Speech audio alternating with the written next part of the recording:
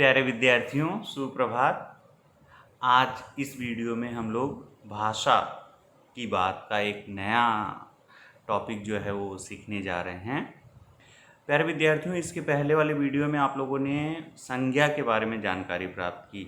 आपने संज्ञा के बारे में वीडियो देखा, उसके बाद में मैंने और एक दो वीडियो अपलोड किए थे। उन सारे वीडियोज़ को देखे आप लोगों ने।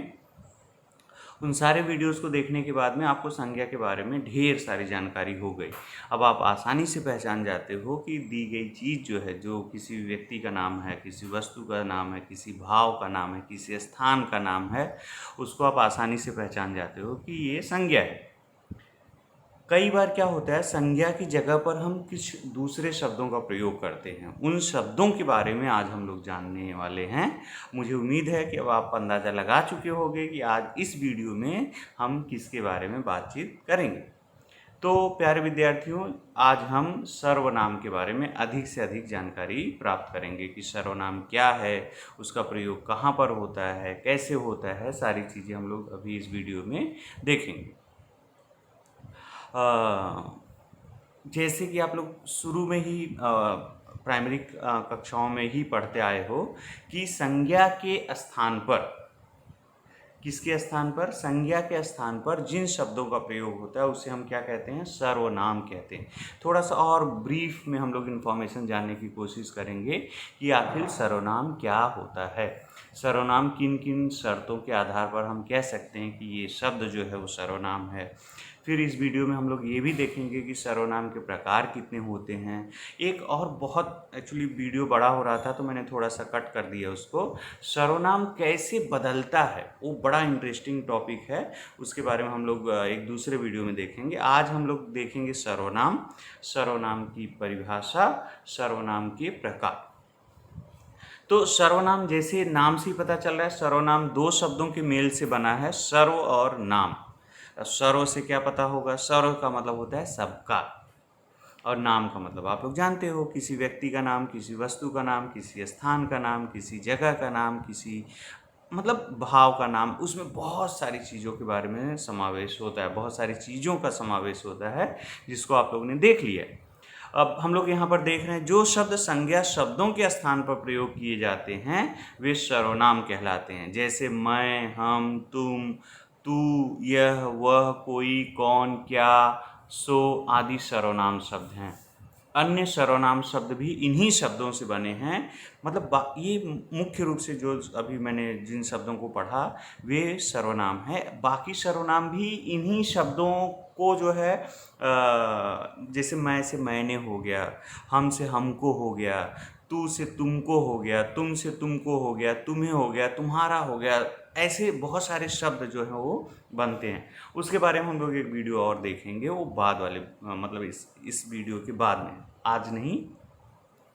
तो सर्वनाम शब्द इन्हीं शब्दों से बने होते। मैंने आप लोग को बताया जैसे तुम, तुम्हें, तुम्हारा, तुमको, तुमसे, तुम, मतलब एक ही शब्द से बहुत सारी विभक्ति, कारक, इन सब के बदलाव की वजह से सर्वनाम शब्दों में बदलाव आ जाता है। तो हम लोग आज मुख्य रूप से सर्वनाम की परिभाषा ये पढ़ लिया।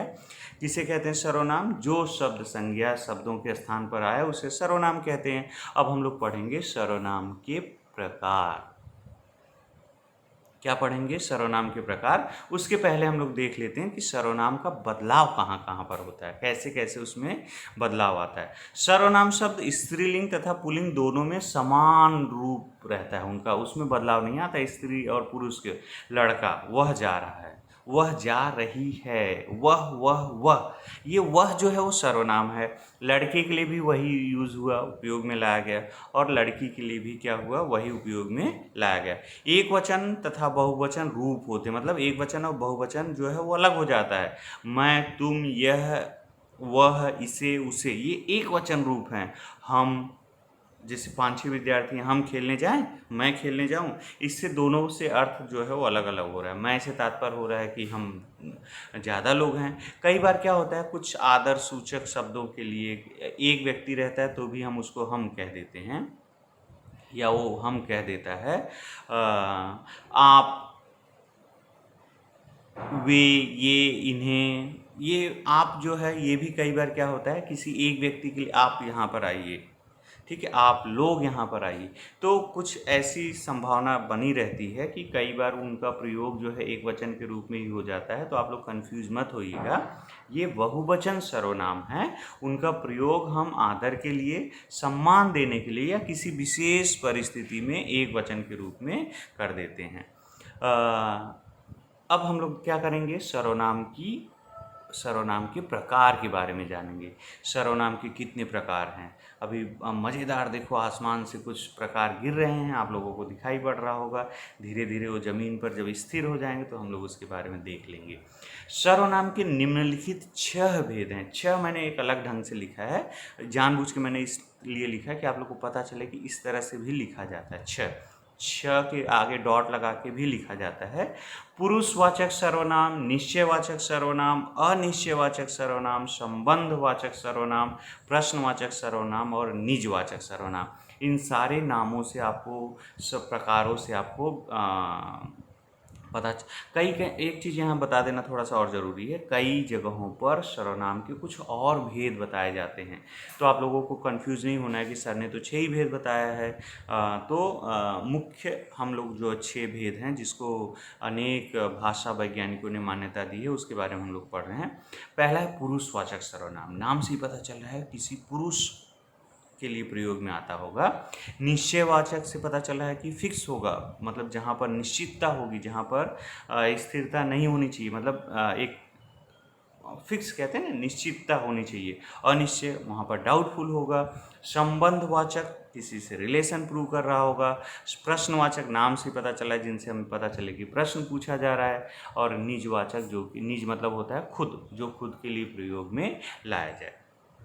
तो पहला था पुरुषवाचक सर्वनाम। हम लोग पुरुषवाचक सर्वनाम के बारे में भी ढेर सारी जानकारी स्लाइड के माध्यम से जानेंगे। पुरुष से क्या तात्पर्य होता है, जरा आप लोग बता पाओगे पुरुष से क्या तात्पर्य? पुरुष का मतलब होता है व्यक्ति, इंसान, मनुष्य। तो पुरुष यानी इंसान के लिए, व्यक्ति के लिए, मनुष्य के लिए, चाहे वो मैं हूँ, चाहे वो आप हो, चाहे वो कोई और हो। 3 स्थितियाँ हो सकती हैं। मैं बोल रहा हूँ, मैं बोलने वाला हो सकता हूँ। आप सुन रहे हो, आप सुनने वाले हो सकते हो। आपके मम्मी पापा घर में बैठ के ऑब्जर्व कर रहे होंगे, या वे हो सकते हैं जो बोलने वाले भी नहीं हो, सुनने वाले भी नहीं हो, लेकिन आपके ऊपर नज़र रखे हो कि आप क्या कर रहे हो। ठीक है।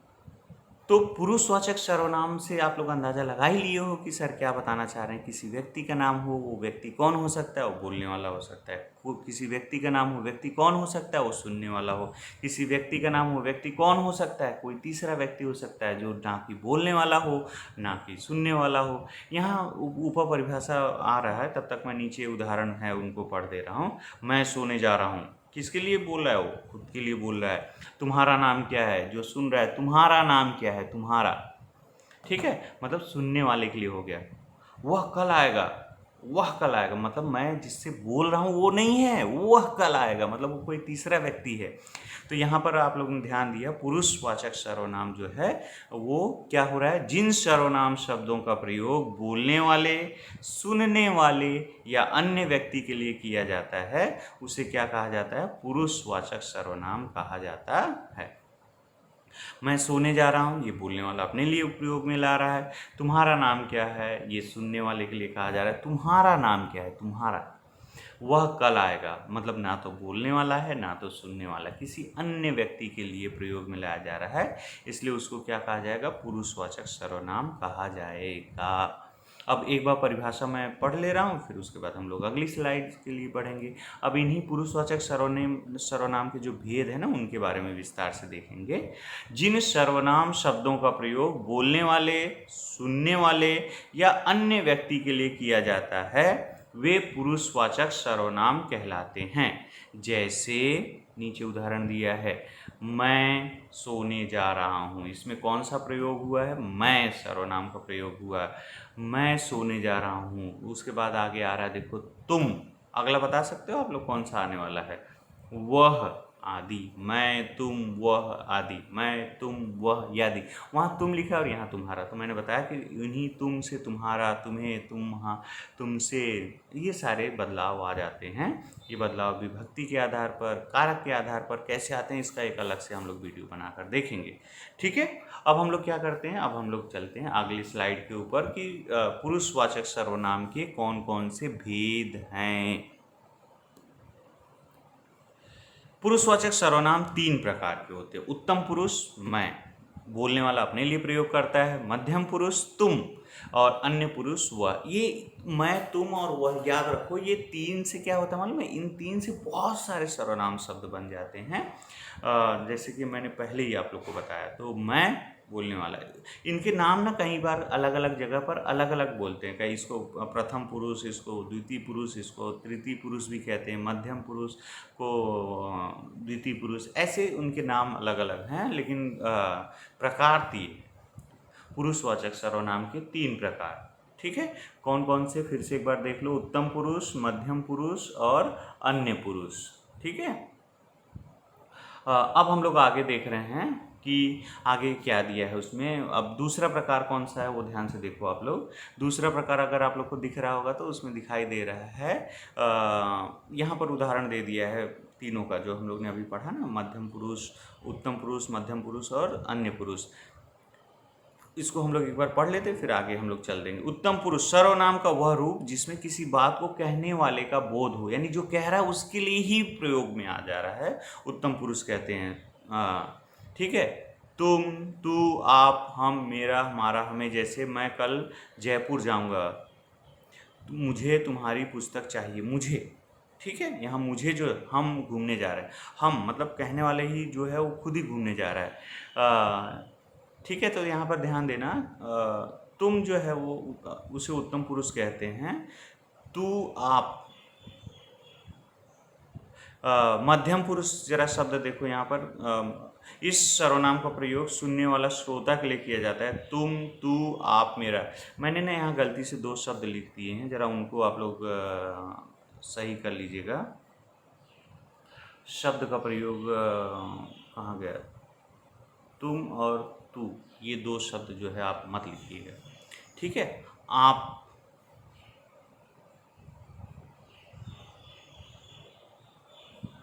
भी नहीं है, हम आएगा, मेरा आएगा, हमारा, हमें, ये हम लोग अभी पढ़ेंगे उत्तम पुरुष में। ठीक है, तो ये तीन चीज़ें जो मैंने कट किया है उनको ध्यान से आप लोग क्या करिएगा, उसको कट कर लीजिएगा। टाइपिंग में थोड़ी सी मुझसे गलती हो गई है।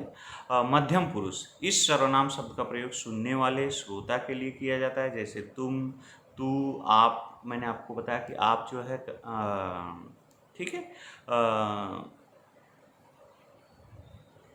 तेरा, तुम्हारा, तुमसे कुछ काम है, तुम्हारे पिताजी क्या काम करते हैं, जैसे जैसे। अन्य पुरुष, कई बार एक चीज़ यहाँ पर बता देना बहुत ज़रूरी है, कई बार क्या होता है, शब्द जो होते हैं, सर्वनाम जो होते हैं ना, कई अलग अलग रूप में भी आते हैं। मतलब वही चीज़ वहाँ पर किसी और रूप में रहेगा, किसी और प्रकार में रहेगा, नीचे किसी और प्रकार में होगा। तो आप लोग कन्फ्यूज मत होना। ये वाले स्लाइड में आप लोग तुम, तू, आप, ये तीन चीज़ें क्या करना, कट कर लेना।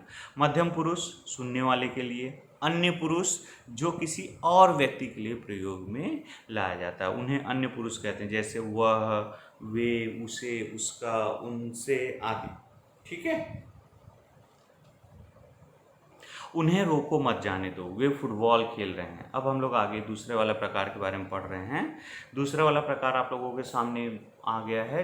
उसका दूसरे वाले प्रकार का आपने पहले अगर ध्यान से देखा होगा तो दूसरे वाले प्रकार का नाम है, बता सकते हो, निश्चयवाचक सर्वनाम। निश्चयवाचक सर्वनाम से क्या तात्पर्य है, जिस सर्वनाम से हमें किसी निश्चित वस्तु, व्यक्ति या घटना की ओर संकेत होता है। वह मेरा घर है, वह फिक्स है, ध्यान में रखना। यह मेरी पेंसिल है, यह, ठीक है, समझ रहे हो। उसके उदाहरण वे, ये, यह, वह, उस आदि। तो इसको हम लोग क्या कहेंगे, निश्चयवाचक सर्वनाम, जिससे किसी निश्चित घटना, व्यक्ति, वस्तु का संकेत हो। अब अनिश्चित सर्वनाम से पता चला है जिससे कि किसी अनिश्चित, फिक्स नहीं है कि क्या होगा। जैसे अभी यहाँ पर एग्जाम्पल में आप लोग देखोगे कि आपको पता चलेगा कि अनिश्चित सर्वनाम कहते हैं, दरवाजे पर कोई खड़ा है, कोई फिक्स है नहीं है। दूध में कुछ गिरा है, कुछ गिरा है, कुछ गिरा है, पता चल रहा है कुछ गिरा है, नहीं गिरा है। तो इसको क्या बोलेंगे? अनिश्चित वाचक सर्वनाम, निश्चयवाचक सर्वनाम। कुछ उदाहरण: किसी, किन्हीं, कुछ, कोई आदि। अब हम लोग अगला देख रहे हैं संबंधवाचक। नाम से ही पता चला संबंधवाचक का तात्पर्य होता है जो किसी का संबंध बताए। वे सर्वनाम शब्द जो वाक्यों में आए दूसरे संज्ञा सर्वनाम शब्दों से संबंध बताते हैं, वे संबंधवाचक सर्वनाम कहलाते हैं। जैसे जो करेगा सो भरेगा, जिसे चाहो उसे बुला लो। ये नीचे वाले आप लोग याद रखो, जिसने, उसने, जिसका, उसका, जो, सो, ये क्या है? संबंधवाचक सर्वनाम है जो कि दूसरे संज्ञा शब्दों सर्वनाम शब्दों से संबंध बताते हैं। प्रश्नवाचक सर्वनाम, इसमें आपको बहुत ज़्यादा सोचने की ज़रूरत नहीं है, बहुत ज़्यादा दिमाग आप नहीं लगाओगे तो भी आपको आसानी से समझ में आएगा, जिससे हमें प्रश्न का बोध हो, किसी चीज़ के पूछे जाने का बोध हो। किसने, किसे, क्या, कब, आदि, कौन, ये सब जो शब्द हैं, ये सबसे हमें क्या होता है? प्रश्नवाचक संज्ञा शब्दों का सर्वनाम का बोध होता है। अब अगला आप लोग ध्यान से अगर देखोगे तो अंतिम है निजवाचक सर्वनाम। क्या है? निजवाचक सर्वनाम। निजवाचक मतलब वे सर्वनाम जो खुद के लिए प्रयोग में लाए जाते हैं।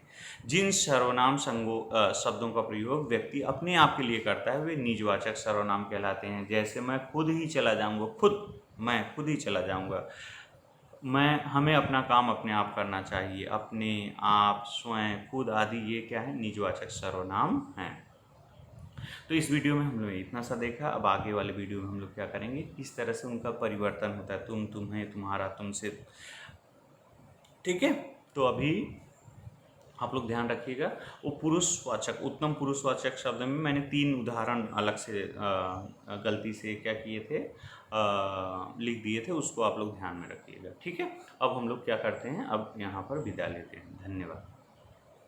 अच्छा, आज ना कमेंट्स बॉक्स में मुझे बताना कि ये मेरे हाथ में जो है वो क्या है और इसका प्रयोग मैं किस लिए कर रहा हूँ। ठीक है, क्या करोगे, इसका प्रयोग किस लिए किया जा रहा है, और ये आप लोग ज़रूर क्या करिएगा, बताइए। ठीक है, चलो बाय।